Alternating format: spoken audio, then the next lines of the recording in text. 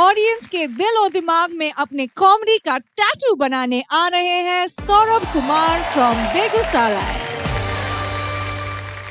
Shekhu sir नमस्कार। नमस्कार। Archie ma'am नमस्कार। नमस्कार जी। रोसे लव यू टू। आते ही सुक्स को किस और मुझे लव यू टू।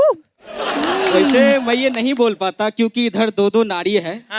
लेकिन कहते हैं कि एक बिहारी 100 पर भारी और यहाँ तो दो दो हैं। यहाँ तो है। शेखू सर आप दो बातों का ध्यान हमेशा रखिए। क्या? पहला कि अगर कोई बिहारी हाँ। परेशान होकर अपना मुंडी दाएं बाएं करने लगे तो आप घबराइए मत, वो लड़का अब गुटखा थूकने की कगार पर है।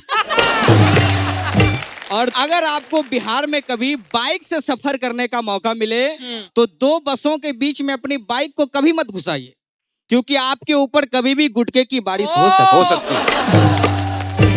हमारे यहाँ कब क्या बैन हो जाए, कब क्या बंद हो जाए, ये किसी को नहीं मालूम। कभी नोटबंदी हो जाती है, कभी शराबबंदी हो जाती है, कभी नसबंदी हो जाती है। अच्छा शेखू सर, हम बिहारियों की अंग्रेजी शुरू से ही कमजोर है। हम लोग अंग्रेजी फिल्में देखकर भी अंग्रेजी नहीं सीख पाए। अंग्रेजी सीखते भी कैसे? अंग्रेजी फिल्में हम लोग देखते ही म्यूट करके। आप पूरे इंडिया में कहीं भी चले जाइए, अंग्रेजी कोचिंग सेंटर वालों का एक अलग ही जलवा है। आप किसी भी रेलवे स्टेशन पर उतरिए, आपको एक ही लाइन लिखे मिलेगी, मात्र 2 महीने में फर्राटे से अंग्रेजी बोलना सीखें, महिलाओं को 50% की छूट। कोचिंग सेंटर वाला मुझसे मिला, मैंने कहा यार महिलाओं को इतनी छूट क्यों दे रहे हो? बोला यार महिलाएं फर्राटेदार बोलना पहले से जानती है, सिर्फ उसे अंग्रेजी सिखाना पड़ता है। अच्छा बढ़िया, निम्मन बा हो, निम्मन बा। आप देखो शेखू सर, कोरोना जैसी महामारी को पूरी दुनिया ने गालियां दी, लेकिन इंडिया में उसका स्वागत एक अलग ही लेवल पे किया गया। क्योंकि 500 केस जब हमारे इंडिया में आया तो हमने सबसे पहले लॉकडाउन लगा, भाई आया है सब कुछ बंद करो। फिर मामला आगे बढ़ा, जब 50,000 केस हमारे इंडिया में आया तो हमने शराब के ठेके खुलवा,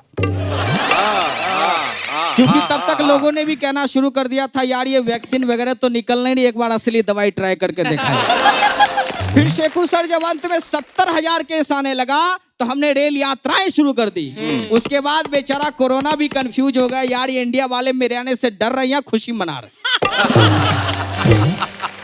पहली बार कहा हमें कोरोना से डरना नहीं लड़ना।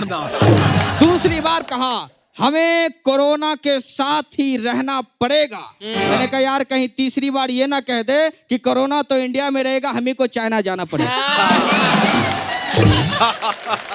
बहुत बढ़िया। कोरोना के समय शेखर सर घरेलू झगड़े काफी बढ़ गए थे। सास बहू का झगड़ा तो और भी बढ़ गया था। गुप्ता जी ने गुप्ताइन से कहा जी गुस्सा तुम हमसे होती हो, लड़ाई मेरी माँ से काहे करती हो? गुप्ताइन बोली जी अब तो प्रशासन ने भी कहना शुरू कर दिया है हमें बीमार से नहीं बीमारी से लड़ना। आर्ची में इस प्रकोप ने बच्चे को भी नहीं छोड़ा। हमारे पड़ोस में बाप बेटे ने मिलकर सास बहू के झगड़े को निपटाया। तभी बच्चा सामने से आती हुई नानी को देखकर बोला पापा पापा वो देखो तीसरी लहर आ रही है। अच्छा, गांव देहात में तलाक के मामले बड़े बढ़ने लगे इस वायरस में। अब कोर्ट में आदमी और औरत दोनों तलाक के जज के सामने पेश हुए। जज साहब ने औरत से कहा जी आपके तलाक की जमीन क्या है? जमीन है ना साहब, लेकिन सारी जमीन गांव में है। अरे वो नहीं, आपके तलाक का ग्राउंड क्या है? ग्राउंड भी है साहब, घर के चारों तरफ तो ग्राउंड ही ग्राउंड है। अरे मेरा मतलब आप समझ नहीं रही, आपके तलाक की नींव क्या है? नींव तो बहुत गहरी है साहब हमारे मकान की, आप चाहो तो आकर चेक कर सकते हो। अरे मेरा मतलब आप समझ नहीं रही, आप ये बताइए आपके तलाक का आधार क्या है? आधार भी है साहब, बस उसका फोटोकॉपी सही नहीं आता। अरे देवी जी आप तलाक लेना क्यों चाहती हैं?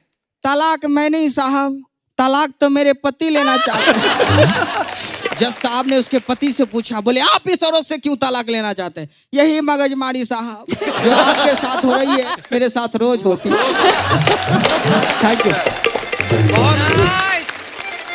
इतना सुर में तू कैलाश, अभी बाप रे, कैलाश से याद आला तू कॉमेडी का कैलाश खेर बार बार वही Thank you, बिहार sir. में कहा जाता है कि गर्दा उड़ा दी, गर्दा उड़ा दी। अरे तो तुम गर्दा के साथ पूरा शहरे उड़ा दी। आए बेगूसराय sir. वाले बहुत खुश होंगे भाई, बड़ा कमाल का एक प्रतिनिधि आया है। और ऐसे ही आप बिहार का नाम रोशन करते रहिए और आगे बढ़ते रहिए। हमारी दुआएं और हमारी बुआएं आपके साथ। थैंक बहुत यू। अच्छा, बहुत अच्छा। For more updates, subscribe to our channel, click the show links and enjoy watching the videos.